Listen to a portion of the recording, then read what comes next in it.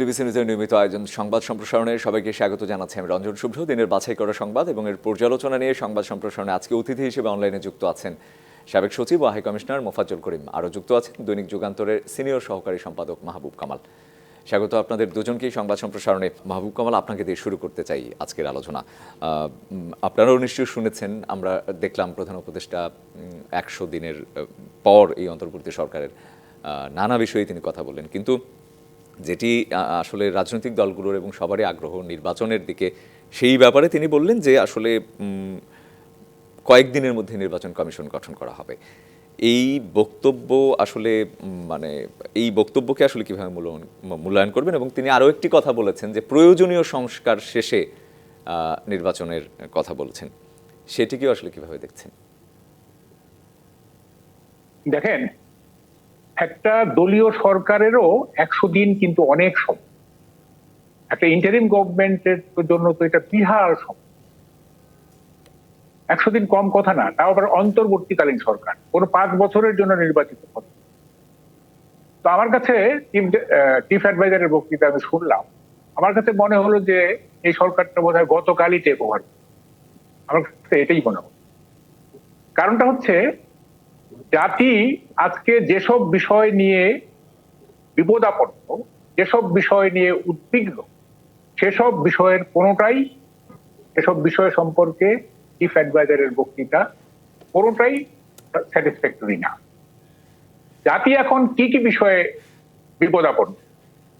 একটা হচ্ছে আইন শৃঙ্খলা, একটা হচ্ছে দ্রব্যমূল্য, একটা হচ্ছে জনস্বাস্থ্য, এই তিনটা হচ্ছে সাধারণ মানুষের এরিয়া।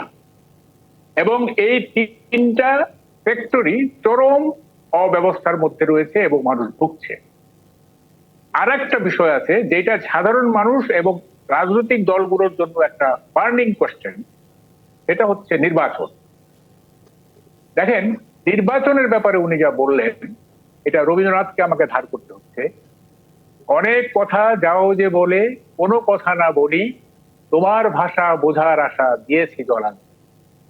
নির্বাচনের ব্যাপারে উনি, ওনার ভাষাটা আমরা বুঝতে পারিনি। উনি যদি বলতেন যে হ্যাঁ, আগামী বছর ডিসেম্বর এটা একটা উপযুক্ত সময়, তাইলে তো 11-13 মাস হয়ে যেত, তাহলে আমরা বুঝতাম যে হ্যাঁ ঠিক আছে। উনি বললেন কি, যে সংস্কার, ওরা কমিটিগুলো প্রতিবেদন দেবে, সেগুলো রাজনৈতিক দলের সাথে আলাপ হবে তারপরে। এবং উনি আরো কিন্তু বললেন যে এটা বিলম্বিতও হতে পারে, এবং ভোটার হালনাগাদ করণ, সংস্কার, এই সেই, এবং টেন্টেটিভ ডেট উনি দিলেন না। আমরা তো একেবারে ফিক্সড ডেট চাচ্ছিলাম, আমরা একটা টেন্টেটিভ ডেট চাচ্ছিলাম, ঠিক আছে এই এতদিনের মধ্যে নির্বাচন আমরা দিই। এই ব্যাপারে উনি কোনো কথা বললেন, বরং উনি যে সমস্ত এজেন্ডা হাজির করলেন সেগুলো বাস্তবায়ন করতে গেলে তো ইয়ার্স টুগেদার লেগে যাবে। তার মানে কি, এটা কি সন্দেহ হওয়ার কথা না যে professor Yunus is trying to prolong his tenure? এটা তো আমাদের সন্দেহ হওয়ার কথা। আচ্ছা, উনি বিদেশি অনেকগুলো বিষয়ে উনি আনলেন, ঠিক আছে, এগুলো ঠিক আছে, এগুলি খুব পজিটিভ, আমি স্বীকার করি। কিন্তু উনি তো ইন্দো প্যাসিফিক রিজিয়নের ব্রিটিশ যে আন্ডার সেক্রেটারি ক্যাথরিন, তার বক্তব্য সম্পর্কে কিছু বললেন। উনি তো ইকোনমিস্টের প্রতিবেদন সম্পর্কে কিছু বললেন। উনি তো অ্যামনেস্টি ইন্টারন্যাশনাল যে আমাদের মানবাধিকার লঙ্ঘনের বিষয়ে যে বিবৃতি দিয়েছে। মাহবুব কামাল, একটু থামিয়ে আপনাকে যদি আমি একটু ছোট্ট করে আরেকটা প্রশ্ন করতে চাই, যেটা হচ্ছে তিনি কিন্তু একটি কথা বলেছেন, এমন একটি নির্বাচনের রূপরেখা দিয়ে যাওয়া হবে বা ব্যবস্থা দিয়ে যাওয়া হবে যেটি আসলে পরবর্তীতে, যেটি নিয়ে আসলে সবসময় আলোচনা হচ্ছে, যে ফ্যাসিবাদী হয়ে উঠতে না পারে বা নির্বাচনী ব্যবস্থাকে কেউ যেন অপব্যবহার করে দীর্ঘদিন ক্ষমতায় থাকতে না পারে। সেটি কি আসলে একটি ইতিবাচক দিক হতে পারে না যদি সেই ধরনের সংস্কার হয়? শুনেন, এটা আমি কালকে একটা টক শোতে বলবো। আপনি দীর্ঘদিন ধরে একটা গণতান্ত্রিক প্রক্রিয়া চলবে, সেইটার আপনি একটা ব্যবস্থা করবেন, it is absolutely meaningless, absolutely meaningless. কারণ আপনি যাই করে যাবেন না কেন, নেক্সট ইলেক্টেড গভর্নমেন্ট যদি 2/3 মেজরিটি পায়, সে সবকিছু পাল্টে দিতে পারবে, সে সবকিছু পাল্টে দিতে পারবে। এবং আপনি যে সমস্ত সংস্কার করতেন সেগুলো যদি রেটিফাই না করে, তখন তো বিপদে পড়বেন আপনারাই। এবং আপনি যা কিছু করবেন, ধরেন আগামী নির্বাচনে বিএনপি 2/3 মেজরিটি পেল, তার অবজেক্টিভের সাথে এগুলো কোয়েনসাইড করলো না, সে তো অ্যামেন্ডমেন্ট একের পর এক অ্যামেন্ডমেন্ট করতে থাকবে, আপনি কি করবেন? ফলে এগুলো এই সমস্ত মিনিংলেস কথা বলে কোনো লাভ নাই। আমি পার্মানেন্ট একটা ব্যবস্থা করে দিয়েছি, বাংলাদেশে কোনো পার্মানেন্ট ব্যবস্থা নাই, এটা বাস্তবতা। আমরা এই দেশেই থাকি, আমরা 53 বছর এই দেশকে ফলো করতেছি। হ্যাঁ, আপনার এই যে 4th অ্যামেন্ডমেন্ট যে করা হলো, এই যে তখন ওটা তো একটা ডেমোক্রেটিক কনস্টিটিউশন ছিল, একদলীয় শাসন করলো শেখ বঙ্গবন্ধু, ওটা কি কনস্টিটিউশনকে ওইটাকে বাধা দিতে পারছে? ওই ওই ওই বাধা দিতে পারছে? জিয়াউর রহমান এরশাদের যে আনকনস্টিটিউশনাল পাওয়ার দখল, এটা কি কনস্টিটিউশন বাধা দিতে পারছে? এই 15 অ্যামেন্ডমেন্টের মাধ্যমে যে তত্ত্বাবধায়ক সরকার বাতিল করে দেওয়া হলো, এটা কি কনস্টিটিউশন বাধা দিতে পারছে? এইসব কথা বলে লাভ নাই। আমরা দীর্ঘমেয়াদী একটা প্রক্রিয়া দিয়ে যাচ্ছি, এগুলো কথা বলে আমাদেরকে এগুলো বলে কোনো লাভ হবে না। কথাটা হচ্ছে যে আপনি নির্বাচন কিভাবে হইতে পারে সেইটার একটা ব্যবস্থা করেন, করে একদম। আপনি যত দ্রুত সম্ভব চলে যান। শুনেন, আপনি বলতে পারতেন যে হ্যাঁ আগামী বছর ডিসেম্বরের নির্বাচন হবে, তাইলে আমরা 13 মাস পাইতাম, আমরা বুঝতাম যে হ্যাঁ ঠিক আছে, আমরা ধৈর্য ধরতাম। আপনি তো কোনো টেন্টেটিভ ডেটও দিলেন না, জি। ফিক্সড ডেট তো দূরের কথা। তা আমরা কিভাবে আরো আরো আরো কথা আছে, কথা তো আমি মানে আমি বহু আমি আছে শুনবো কথা। মাহবুব কামাল। তারপর মাহবুব কামাল, আপনার কাছে নিশ্চয়ই আমি হ্যাঁ, আরো বলেন। শুনবো। আমরা অন্য অতিথির কাছে যাই, দেখি তার মতামত শুনে আপনার কাছে আসলে এই মোফাজ্জল করিম, আপনার কাছে আসলে অস্পষ্ট লাগছে কিনা। আমরা মাহবুব কামালের নানা কথাই শুনছিলাম, আপনার কাছে আপনার মন্তব্য একটু শুনতে চাই। আপনাকে ধন্যবাদ। মাহবুব কামাল সাহেব অত্যন্ত বিজ্ঞ এবং অভিজ্ঞ একজন সাংবাদিক।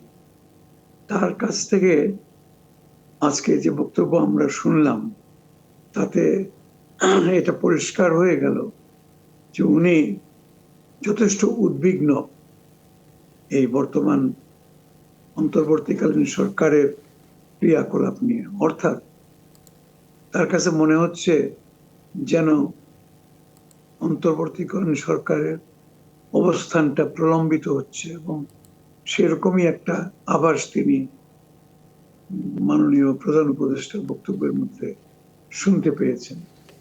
আমি এখানে পুরোপুরি না হলেও আমি কিছুটা দ্বিমত পোষণ করব।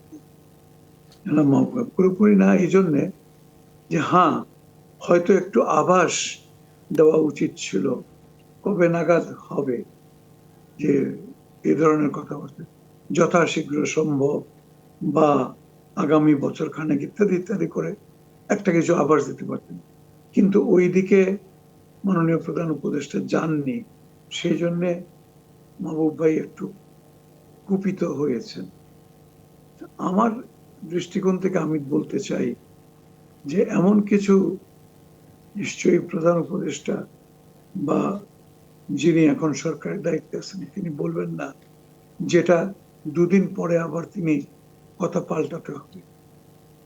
তিনি তার বক্তব্যের মধ্যে যে সমস্ত কথাবার্তা বলেছেন, তাতে তিনি প্রস্তুতির কথা বলেছেন, বিভিন্ন রকমের প্রস্তুতি। এবং এটা তো ঠিক কথা যে একটা ভালো নির্বাচন করতে হলে পরে নির্বাচন কমিশন একটি শক্তিশালী নির্বাচন কমিশন, একটা নিবেদিত প্রাণ কতগুলো মানুষকে একত্র করে তারপরে নির্বাচন দেওয়া, এগুলো তো প্রয়োজন রয়েছে। তাড়াহুড়ো করে বলে দিলাম আর পরে গিয়ে সেই কথা রাখতে পারলাম না বা তাতে বুমেরাং হলো, এটা তো নিশ্চয়ই এটা কাম্য নয়। তো আমি বলবো যে হ্যাঁ, আমরা আপাতত তো 100 দিনের মাথায় বর্তমান সরকারের অবস্থানটা কোথায়, তারা কি কি করেছেন, সেই ফিরিস্তিটা মোটামুটি ডক্টর ইউনূস দিয়েছেন, এবং সেই ফিরিস্তি মোতাবেক নিশ্চয়ই তিনি বা তারা ব্যবস্থাও নিচ্ছেন। বুঝতে পেরেছি। আমরা এর চাইতে বেশি এই পর্যায়ে অন্তত আমি মনে হয় কিছু দিতে পারবো না। জি। তবে আমরা অপেক্ষা করতে পারি যে আগামী 2-3 সপ্তাহের মধ্যে নিশ্চয়ই একটা রূপরেখা, যে রূপরেখার কথা এই ব্রিটিশ কূটনীতিবিদ। জি, আমি সেই প্রসঙ্গে আসবো এবং আরো নিশ্চয়ই নানা বিষয়, আরো কিছু বিষয় নিশ্চয়ই স্পষ্ট হবে আমাদের সামনে। একটা বিরতির সময় হয়ে গেছে, আবারও নিশ্চয়ই আলোচনা হবে। আমি ফিরে এসে ব্রিটিশ যেই প্রতিনিধি তিনি যে কথা বলেছেন সেটি নিয়ে আলোচনা করবো দুজনের সাথে। থাকুন আমার সাথেই। আরআরএম স্টিল নিবেদিত সংবাদ সম্প্রসারণে নিচ্ছে একটা বিরতি, ফিরছে শিগগিরই, সঙ্গে থাকুন। আরআরএম স্টিল নিবেদিত সংবাদ সম্প্রসারণে আবারও স্বাগত। আজকে আমাদের সাথে আছেন মোফাজ্জল করিম এবং মাহবুব কামাল। মাহবুব কামাল, আপনার কাছে আবারও যেতে চাই, নির্বাচনের প্রসঙ্গেই আমরা কথা বলবো, যেটি হচ্ছে ব্রিটিশ যেই প্রতিনিধি তিনি আজকে একটি কথা বলেছেন যে সব দলের অংশগ্রহণে আসলে নির্বাচন, রাজনীতিতে আসলে সব দলের অংশগ্রহণ চায়, সেটিকে আসলে এবং সরকারের প্রতি একটি দ্রুত নির্বাচন দেওয়ারও আহ্বান জানিয়েছেন। আওয়ামী লীগের ব্যাপারে তাহলে সেই ক্ষেত্রে অবস্থানটা কি হবে বা মানে কি হওয়া উচিত, বা এই মন্তব্যের আসলে কি কোনো ধরনের ইঙ্গিত রয়েছে কিনা, বা আওয়ামী লীগকে ফিরিয়ে আনতে, আওয়ামী লীগকে নির্বাচনমুখী করা বা রাজনীতিতে ফেরানোর কথা? হ্যাঁ, অবশ্যই আছে। she has rightly said, সেটা আসতেছে পরে। আমি আগের ইয়েটা একটু এক মিনিট বলে নেই। সেটা হচ্ছে, দেখেন, চিফ অ্যাডভাইজার তো নানা রকম বিদেশের কথা বললেন, আসিয়ানের সদস্য, এটা সেটা সবই বললেন, সব ঠিক আছে, এগুলো তো খুব পজিটিভ দিক আমি বলি। এখন আমার কথা হচ্ছে, সারা পৃথিবী আমাদের সরকারকে প্রশংসা করছে, বললো পাইপলাইনে বিলিয়ন বিলিয়ন ডলার আসলো বাংলাদেশে, ধরে নিলাম। এখন মানুষ যদি বাজারে গিয়ে মানে নিত্যপণ্য কিনতে যদি হিমশিম খায়, তাহলে এই প্রশংসা, এই ডলারের মূল্যটা কি অর্থ? এটা তারপর ধর আইন শৃঙ্খলা পরিস্থিতি, ডাকাতি হচ্ছে এবং শিশুকে নিয়ে চলে যাচ্ছে, এই অবস্থার মধ্যে আমরা আছি। জনস্বাস্থ্য, ডেঙ্গুতে মানুষ ভয়াবহ অবস্থার মধ্যে আছে, অথচ এডিস মশা নির্মূলের কোনো প্রোগ্রাম নাই, কোনো স্টেটমেন্ট নাই। জনস্বাস্থ্য, আইন শৃঙ্খলা, দ্রব্যমূল্য, এই তিনটা মেজর ইস্যুর ব্যাপারে তো গভর্নমেন্টের কোনো ধরনের আমি ভূমিকা দেখতেছি না। তো এইটা মানে কি বলে যে এই প্রশংসা, এই সারা পৃথিবীর প্রশংসা, এই অর্থ, এই ডলার, এগুলোতে আমরা কি করব? এক নম্বর কথা। এখন আসেন মূল প্রসঙ্গে আসি, সেটা হচ্ছে যে দেখেন, আপনি জাতিকে ডিভাইড করবেন না, জাতিকে ডিভাইড করে কোনো লাভ হবে না, কোনো লাভ হবে না। জাতিকে ডিভাইড করে আপনি রুলও করতে পারবেন না। একটা ডিভাইডেড নেশনকে রুল করা খুব কঠিন। আমাদের স্পষ্ট কথা, every criminal of Awami League should be taken into trust. তাদের বিচার হতে হবে, প্রত্যেকটা ক্রিমিনালের বিচার হতে হবে। কিন্তু আপনি আওয়ামী লীগকে নির্বাচন থেকে বাইরে রাখতে পারবেন না, কারণ এই দলে বিশেষত গ্রামাঞ্চলে অনেক নিরীহ আওয়ামী লীগার আছে যারা কোনো দুর্নীতির সাথে জড়িত ছিল না। এখন যদি বলেন যে সরকারকে, এই সরকারের তো বিরোধিতা করে নাই, তাইলে আমি বলবো সকল সরকারি কর্মচারীকে আপনি বরখাস্ত করুন, কারণ তারা 4 আগস্ট পর্যন্ত পদত্যাগ করেননি স্বৈরাচারী সরকারের বিরুদ্ধে। যে সমস্ত একটা কর্মচারী, সরকারি কর্মচারীও কিন্তু একদম সচিব থেকে কেউই পদত্যাগ করেনি, অন্তত 4 আগস্ট তাদের পদত্যাগ করা উচিত ছিল। আইনশৃঙ্খলা বাহিনীর সদস্যদের ক্ষেত্রে আমরা একই জিনিস দেখেছি যে 4 আগস্ট পর্যন্ত বা 5 তারিখ সকাল পর্যন্ত তারা ছিল। তাইলে এরা স্বৈরাচারের দোষর, কারণ তারা গভর্নমেন্টকে ফাংশন করতে দিয়েছে। একটা সচিব যদি 4 তারিখে পদত্যাগ না করে, তার মানে কি সে ওই 4 তারিখ পর্যন্ত রুলটাকে এন্ডোর্স করছে, তা না হলে তো সে পদত্যাগ করতো। তাহলে সবাইকে আপনি স্বৈরাচারের দোষর বলে বরখাস্ত করুন বা তাদেরকে আইনের আওতায় আনুন। যদি আপনি আওয়ামী লীগের সবাইকে যদি আপনি স্বৈরাচারের দোষর বলতে চান, তাহলে ওই কাজটাও করুন। আমি একটা প্রস্তাব দিয়েছি, একটা ওই যে মাসুদ করিমের একটা, সেটা হচ্ছে যে আওয়ামী লীগের মিনিমাম গন্ধ আছে শরীরে এমন কেউ আগামী নির্বাচনে দাঁড়াইতে পারবে না, কেউই না। কিন্তু প্রতিটা কনস্টিটিউয়েন্সিতে যে সময় এক বা একাধিক প্রাইভেট কলেজ আছে, সেই সমস্ত কলেজ থেকে একজন শিক্ষক, হইতে পারে lecturer, associate professor, assistant professor, সে আওয়ামী লীগের নৌকা মার্কা নিয়ে দাঁড়াবে এবং সে কোনো প্রচারণাও করতে পারবে না। তারপরে আপনি নির্বাচন দেন। ওরা তো আওয়ামী লীগের না। প্রত্যেকটা প্রাইভেট কলেজ থেকে, একটা কনস্টিটিউয়েন্সিতে 300 কনস্টিটিউয়েন্সিতে 300টা পাবলিক কলেজ থেকে একজন করে শিক্ষক আওয়ামী লীগের নৌকা নিয়ে দাঁড়াবে এবং তারপরে নির্বাচন দেন। সেটা তো আপনারা করতে পারেন। ক্রিমিনালদের তো দরকার নাই, তো আমরা ক্রিমিনাল চাই না। বাংলাদেশে যারা টাকা পাচার করছে, যারা স্বৈরাচারের দোষর হয়ে হত্যা মানে প্ররোচিত করছে, হত্যাকাণ্ডে অংশ নিয়েছে, আমরা এদেরকে চাই না, এদেরকে নির্মূল করুন। কিন্তু সাধারণ আওয়ামী লীগের যারা কোনো মানে ক্রাইমের সাথে জড়িত ছিল না, হ্যাঁ, বেনিফিশিয়ারি না। গ্রামের একটা 85 বছরের একটা লোককে জিজ্ঞাসা করেন, সে বলবে কি, আমরা ভাই 54 সাল থেকে নৌকায় ভোট দিয়ে আসতেছি, 70 সালেও ভোট দিছি, আমরা ভাই বঙ্গবন্ধুর সঙ্গে আছি। জিজ্ঞেস যান, গ্রামে যান, সবাই বলবে, মানে বয়স্করা 85, 90 এরকম বয়স হয়েছে যাবে। তো ওরা কি দোষ করছে? ওরা কি দুর্নীতি করছে?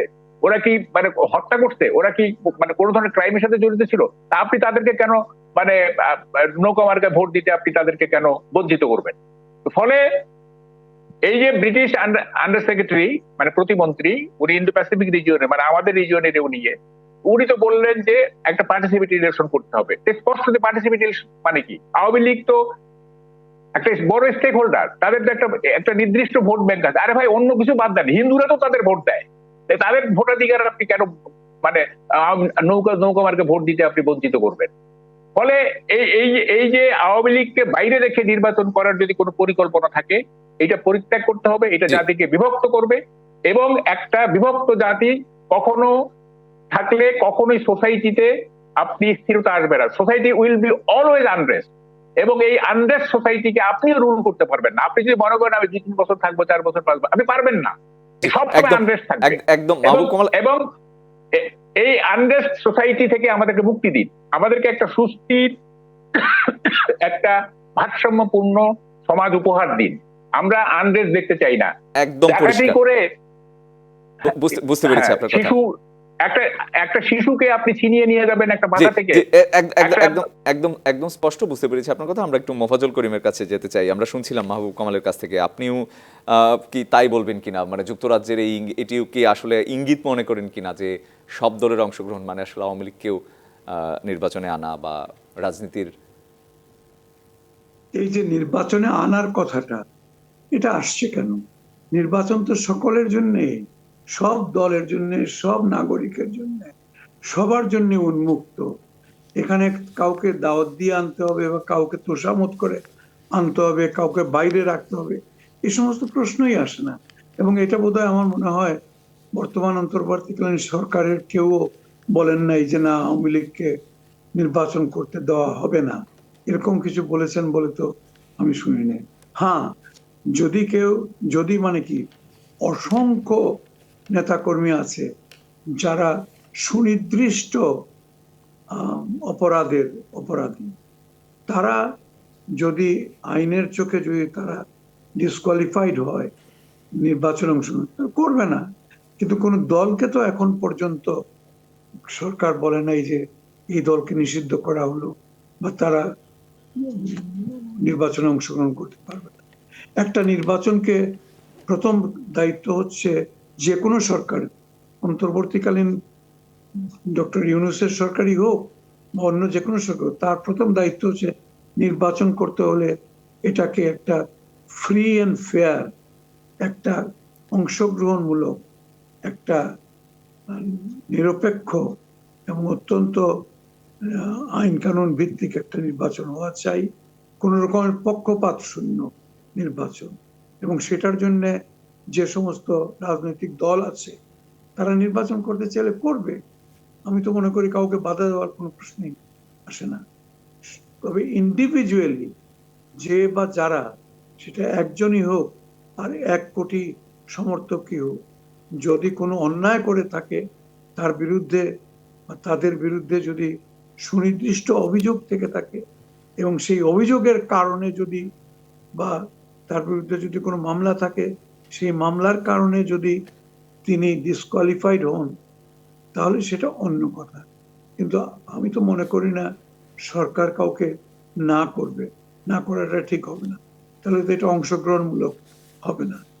ব্রিটিশ প্রতিনিধি যে কথা বলেছেন সেটারও বোধহয় অন্তর্নিহিত কথা হচ্ছে সবাইকে অন্তর্ভুক্ত করুন, সবাইকে নির্বাচনে অংশগ্রহণ করতে দিন এবং একটা ফ্রি অ্যান্ড ফেয়ার ইলেকশন করুন। এটা সকলেরই মনের কথা। জি, বুঝতে পেরেছি। এখানে জি বুঝতে পেরেছি আপনার কথা। আমি একটু মাহবুবুল্লাহ ভাইকে একটু 1 মিনিট, এটা হচ্ছে যে মোহাম্মদুল ভাই দেখেন, আপনি যে বললেন সরকারের কোনো সিদ্ধান্ত নাই, জাতীয় পার্টির অফিস পুড়িয়ে দেওয়া হয়েছে রাজধানী সহ দেশের অন্য অনেক জায়গায়, বলা হচ্ছে যে তাদেরকে রাজনীতি করতে দেওয়া হবে না, আওয়ামী লীগকে রাজনীতি করতে দেওয়া হবে না, এরকম কথা উপদেষ্টারাও বলছেন 2-1 জন।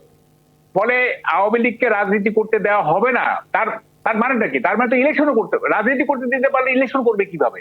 তো ফলে এইটা সরকারের অফিসিয়াল স্টেটমেন্ট না, ঠিক আছে, আপনার এই কথাটা ঠিক আছে, অফিসিয়াল কোনো স্টেটমেন্ট নাই, কিন্তু সরকারের লোকজন এবং ছাত্র সমন্বয়করা তো এসব বলছেন যে তাদেরকে আর রাজনীতি করতে দেওয়া হবে না। তার মানেটা কি? রাজনীতি করতে তারা ইলেকশন করতে পারবে না। তা আমার তো কথা হচ্ছে যে ক্রিমিনালদের ভাই তোমরা হ্যাঁ, মানে যত মানে বছর জেল দাও, ফাঁসি দাও, সেটা ঠিক আছে, এগুলো তো কোনো একটা যৌক্তিক কথাটা হচ্ছে নিরীহ আওয়ামী লীগ যারা গ্রামাঞ্চলে একটা বিশেষ করে যৌক্তিক যে সমস্ত সমাধান নিরীহ নিশ্চয়ই আওয়ামী লীগ আছে। সেখানে আসতে হবে, কারণ হচ্ছে যে এমন কথা উঠছে, কিছু দাবি রয়েছে যে আওয়ামী লীগ যা করেছে তার কৃতকর্মের জন্য আসলে সে এই রাজনীতিকে কলুষিত করেছে। সেই ক্ষেত্রে একটা যৌক্তিক সমাধানে নিশ্চয়ই আসতে হবে, এবং আমরাও আশা করি নিশ্চয়ই সামনের দিনে সেই ব্যাপারে আসলে একটি সমাধান আসবে। এবং আপনি যেটি বারবারই বলছিলেন যে স্পষ্ট করা অবস্থান, সেটিও নিশ্চয়ই হবে। একটা বিরতির সময় হয়ে গেছে, ফিরে এসে আরও নানা প্রসঙ্গে নিশ্চয়ই আলোচনা হবে। RRN স্টিল নিবেদিত সংবাদ সম্প্রসারণে নিচ্ছে একটা বিরতি, সঙ্গে থাকুন। বিরতির পর আবারও স্বাগত RRN স্টিল নিবেদিত সংবাদ সম্প্রসারণে। অনলাইনে যুক্ত আছেন মোফাজ্জল করিম এবং মাহবুব কামাল। মোফাজ্জল করিম, আপনাকে দিয়ে শুরু করতে চাই। বিএনপির একটা অভিযোগ ভারতের বিরুদ্ধে যে ষড়যন্ত্র করছে এই সরকারের বিরুদ্ধে, এবং সেটা অব্যাহত রেখেছে, আগে থেকেই করছে। এই অভিযোগ আসলে কি পলিটিক্যাল রেটোরিক কিনা, নাকি সত্যিকার অর্থেই আসলে এর মধ্যে সত্যতা আছে? কি বলবেন? এটা পলিটিক্যাল রেটরিক মনে করার কোনো কারণ নাই। কারণ দেখুন, কয়েকটা জিনিস, এই যে আমাদের সাবেক প্রধানমন্ত্রী পালিয়ে গেলেন এবং যাওয়ার পরে তিনি আশ্রয় নিলেন, এটা স্বাভাবিক। প্রতিবেশী রাষ্ট্রের যারা একদম নিকটতম প্রতিবেশী তাদের দেশে গিয়ে আশ্রয় নেওয়া, এবং যাদের সঙ্গে সুসম্পর্ক আছে নিতে পারে। কিন্তু এর পরে আপনার যে সমস্ত ঘটনাগুলা ঘটছে, এটা তো ইতিমধ্যে সুন্দরজনক। যেমন ওখানকার পত্র পত্রিকায় হঠাৎ করে লেখালেখি শুরু হয়ে গেল কি, যে বাংলাদেশে সংখ্যালঘু নিধন আরম্ভ হয়েছে, যেটা সর্বৈব বানাওয়াট, মিথ্যা। দুই একটা ইনসিডেন্ট হয়েছিল বটে, এটা জুলাই আগস্টের যে পরিস্থিতি ছিল তাতে এটা অস্বাভাবিক নয়, কিন্তু এটা সঙ্গে সঙ্গেই এটা চেক দেওয়া হয়েছে, এটা ব্যবস্থা গ্রহণ করা হয়েছে। কিন্তু এটা ফলাও করে বলা হয়েছে কি জন্যে? এই অন্তর্বর্তীকালীন সরকারকে বিব্রত করার জন্য এবং ব্যর্থ প্রমাণিত করার জন্য। This is too much.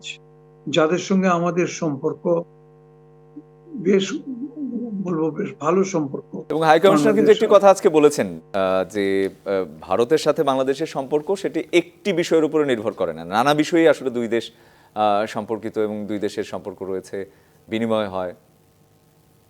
না, সেটা ঠিক, একটা বিষয়ের উপরে নির্ভর করে না, কিন্তু একটা বিষয় না করলে আপনি যখন হঠাৎ করে ছুরিটা চালিয়ে দেন একেবারে কলিজার মধ্যে, তখন তো আর বাকি উইপন গুলার আর দরকার পড়ে না। বা হঠাৎ করে আপনি একেবারে এমন একটা কাণ্ড করে বসলেন, তো এটা ঠিক হচ্ছে না। উচিত ভারত সরকারের, ইন্ডিয়ান গভর্নমেন্ট এখন পর্যন্ত কিন্তু এই সমস্ত পত্র পত্রিকার লেখালেখি আর বাংলাদেশ বিদ্বেষী বা সরকার বিদ্বেষী বক্তব্য যে সমস্ত দেওয়া হচ্ছে এ সম্বন্ধে ভারতের সরকার বা আমাদের এখানে যে রাষ্ট্রদূত রয়েছেন তারা কিন্তু ব্যাপারটা স্পষ্ট করছেন না। তার মানে কি, এখানে একটা মৌনম সম্মতি আছে সরকারের, লিখতে থাকো, বিশ্ববাসী জানুক যে এরা কতটুকু। আপনি জি বুঝতে পেরেছি আপনার কথা, এবং আমরা একদম শেষ দিকে চলে এসেছি। মাহবুব কামালের কাছে একটু যেতে চাই একই প্রসঙ্গে, ভারতীয় ষড়যন্ত্রের যেই কথা বলা হচ্ছে। শুনেন, ইন্ডিয়ান মিডিয়া যা করতেছে এইটা জার্নালিজম না, এটা প্যারা জার্নালিজম। এটা আমি ওনার সাথে আমি একেবারে একমত। এটা এক্সাজারেটেড, এবং এটা মাহবুব কামাল, শুধু কি গণমাধ্যমে, নাকি সরকারি বা ভারত সরকারের পক্ষ থেকে সেই ক্ষেত্রেও এক ধরনের অভিযোগ কিন্তু রয়েছে যে ভারত এই সরকারের সাথে সহযোগিতা করছে না? বা না, ভারত ওরকম স্টেটমেন্ট নাই। এইটা মিডিয়া করতেছে, ভারতের মিডিয়া করতেছে, এবং কোন মিডিয়া তো এত মানে দৃষ্টিকটু, যেমন আর বাংলা কি একটা আছে, একটা ক্লাউন এদিক সেদিক ছোটাছুটি করে কি সব বলে, মানে মানে অদ্ভুত সব কথা বলে। হ্যাঁ, এবং যে সমস্ত কথা বলে, যে সমস্ত প্রেডিকশন দেয়, একটা প্রেডিকশনও ঠিক হয় না। আমি তো ইন্ডিয়ান মিডিয়া দেখা মানে বন্ধ করে দিই, এই যে এইসব মিডিয়া দেখা বন্ধ করে দিই, তাদের কোনো বিশ্বাসযোগ্যতা নাই। এখন সেটা কথা না, কথাটা হচ্ছে যে আপনি দেশটা ঠিক মতো চালাতে পারছেন কিনা। দেখেন, একটা কথা না বললেই নয়। চিফ অ্যাডভাইজার বলেছিলেন যে ছাত্ররাই আমার নিয়োগকর্তা। আচ্ছা, যদি তাই হয়, আপনি যে এই যে দুজন বিতর্কিত ব্যক্তিকে যে উপদেষ্টা করলেন, আপনি কি ছাত্রদের সঙ্গে পরামর্শ করছিলেন? এই যে ফারুকী এবং এই যে এক ব্যবসায়ী, পরামর্শ করছিলেন ছাত্রদের সঙ্গে? যদি করে থাকেন তাহলে তারা কেন খেপে গেল? তারা সোসাইটির প্রত্যেকটা কর্নার থেকে কেন মানে প্রশ্ন আসতেছে? আপনি তো কারোর সাথে পরামর্শ করলেন না, আন্দাজে হঠাৎ করে দেখলাম যে ফারুকী এবং ওই ওই ব্যবসায়ী সে উপদেষ্টা। এরা কি মানে উপদেষ্টা হওয়ার যোগ্য? তাছাড়া এটা তো বিতর্কিত। এই যে বিশৃঙ্খলা চলতেছে, এই যে মানে টোটাল এন্টায়ার আপনার অ্যাডভাইজারি কাউন্সিলটা যে মানে এক ব্যর্থতার পরিচয় দিচ্ছে, কেউ তো দেখেন, আপনি এই এই এই এই উপদেষ্টা মন্ডলীর 3 জন আন্তর্জাতিক খ্যাতি সম্পন্ন ইকোনমিস্ট আছে, এদের মধ্যে প্রফেসর ইউনুসও একজন, ওয়াহিদুদ্দিন মাহমুদ এবং কিন্তু কি বাজার পরিস্থিতি কি ভালো হচ্ছে? দ্রব্যমূল্য কি তারা আপনারা কিসের অর্থনীতিবিদ? আপনারা যদি এই যে এসেনশিয়াল কমোডিটিস এর দাম কমাইতে না পারেন, তা আপনাদের আন্তর্জাতিক খ্যাতি দিয়ে আমরা কি করব? কোনো লাভ আছে আমাদের? ফলে এই যে অব্যবস্থাপনা, এই যে মিস রুল, এটাকে আমি অপশাসনই বলবো। জি একদম, এই মিস রুল এবং বিশৃঙ্খলা এইখান থেকে মুক্ত করেন। জি একদম একদম শেষ দিকে চলে এসেছে আমরা। নিশ্চয়ই আরেকদিন এই প্রসঙ্গে নিশ্চয়ই আরো কথা হবে।